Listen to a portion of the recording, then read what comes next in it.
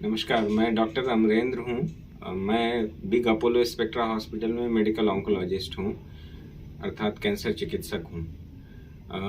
मैं आपको यहाँ ये बताना चाहता हूँ कि ये जो जून का महीना है उसे हम लोग कैंसर जगत में कैंसर सर्वाइवर्स मंथ के रूप में मनाते हैं। तो कैंसर सर्वाइवर क्या है? वो वैसे लोग जो कि कैंसर से लड़ते हुए कैंसर को जीत कर अपनी ज़िंदगी चला रहे हैं, या कैंसर से लड़ते हुए ही कैंसर के साथ होते हुए भी अपनी ज़िंदगी जी रहे हैं, उन्हें भी हम कैंसर सर्वाइवर कहते हैं। तो यहाँ एक बात तो स्पष्ट है कि लोग अब कैंसर रहते हुए भी अपनी ज़िंदगी जी रहे हैं, इसीलिए हम लोग कैंसर सर्वाइवर मंथ कह रहे हैं। एक आम धारणा ये होती है कि हमने ट्रीटमेंट कराई, हमने इलाज करा लिया, अभी कैंसर से मुक्त हैं तो अब ठीक है, अब सब कुछ और अब कुछ नहीं करना है। यह एक धारणा है जो कि गलत है। तो कैंसर सर्वाइवर मंथ में हम लोग इन्हीं धारणाओं के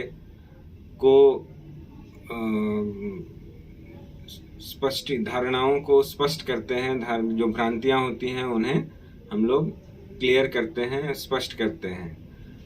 तो एक बार अगर किसी को कैंसर हो जाए तो हर प्रकार के ही ट्रीटमेंट में, चाहे वो ट्रीटमेंट क्यूरेटिव वे में दिया हुआ हो, मतलब निवारण, पूर्ण रूप से निवारण किया गया हो, या फिर पैलिएटिव रूप में दिया गया हो, यानी कि कष्ट निवारण के तौर पर ट्रीटमेंट दिया गया हो, उसमें ये बात बहुत ज़रूरी है कि समय समय पर अपने फिजिशियन द्वारा निर्धारित तिथियों पर आकर फिजिशियन को दिखाना, अपने कैंसर चिकित्सक को या कैंसर सर्जन को दिखाना।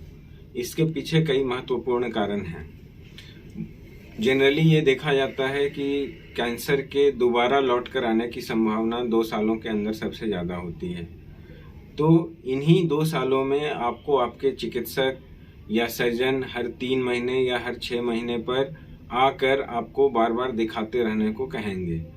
और ऐसा इसीलिए कहेंगे क्योंकि अगर दोबारा आने पे भी शुरुआती अवस्था में ही पता चल जाए तो फिर भी उसका निवारण हो सकता है। लेकिन आपने अगर किसी कारण से आना छोड़ दिया हो, फॉलो अप करना छोड़ दिया हो, तो बीमारी बहुत तेज़ी से बढ़ने की संभावना रहती है। एक बार दोबारा बीमारी आ जाने पर बहुत तेज़ी से बढ़ने की संभावना रहती है, और ऐसे केस में फिर हमें पेशेंट को फिर ट्रीटमेंट देने में काफ़ी परेशानी होती है।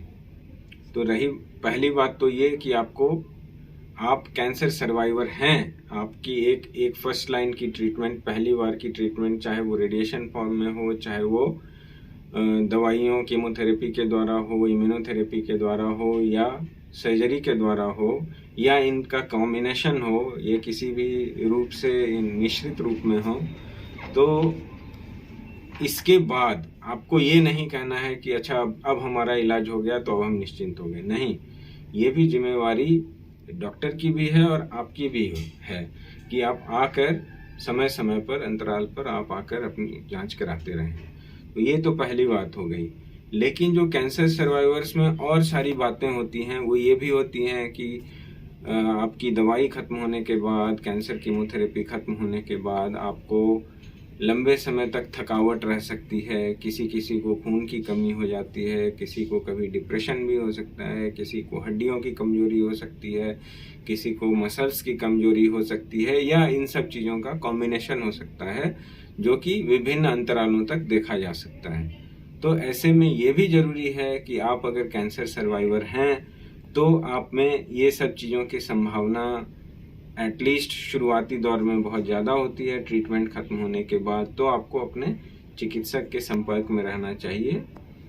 और कुछ और भी विशेष परिस्थितियां हैं कि कैंसर सर्वाइवर्स, किसी को बहुत हाई डोज कीमोथेरेपी कभी मिली हो, या किसी प्रकार की ऐसी सर्जरी की गई हो जिससे कि खास करके जो ग्रोइंग एज है या एडल्ट एज है, जहाँ पे विवाहित जोड़ों का संबंध है, जहाँ पे कि फैमिली पूरी नहीं हुई हो, तो कई बार दवाइयों के कई इफ़ेक्ट होते हैं। तो इन सब चीज़ों के कई इफ़ेक्ट ऐसे हो सकते हैं जहाँ पे कि फैमिली पूरा करने के लिए या बच्चे पैदा करने के लिए आपका कंसर्न हो, तो इन सब चीज़ों के लिए भी आपको डॉक्टर के संपर्क में रहना ज़रूरी है।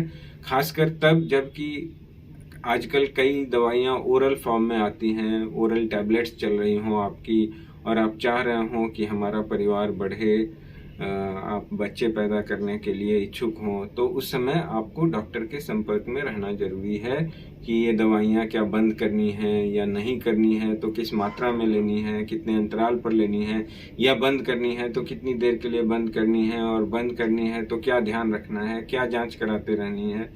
इन्हीं सब चीज़ों को हम लोग सर्वाइवरशिप इशू कहते हैं, जहाँ पे कि एक कैंसर का मरीज सर्वाइव तो कर रहा है, पर उसकी कई सारी चीज़ें रहती हैं छोटी मोटी, जो कि हो सकता है माइनर हो, उस समय पर माइनर हो, पर मेजर होने की संभावना रहती है। इन्हीं सब चीज़ों के ध्यान के लिए, अवेयरनेस के लिए, भिज्ञता के लिए हम लोग ये कैंसर सर्वाइवरशिप मंथ चलाते हैं। तो आप लोगों से मेरा इतना ही निवेदन है कि जब भी आपका ट्रीटमेंट फिनिश हो तो ये ना माने कि अब इसके बाद हो गई बात, ये पुरानी बात हो गई, अब हमें भूल जाना है। नहीं, एक बार जो कुछ हुआ वो आपके साथ है। आप अपनी हिस्ट्री को, आप अपने पास्ट को भूल नहीं सकते, भुला नहीं सकते। तो आप अपने डॉक्टर्स के साथ संपर्क में रहें। आपकी छोटी से छोटी चीज़ भी हो, भ्रांति हो, अनभिज्ञता हो, वो डॉक्टर से आप डिस्कस करके, उनसे आप संपर्क में रहते उन सब चीज़ों का निवारण करें। और ऐसे में ही स्वस्थ रहने का मंत्र है, यही स्वस्थ रहने का मंत्र है। तो मेरी आप सबको शुभकामनाएं।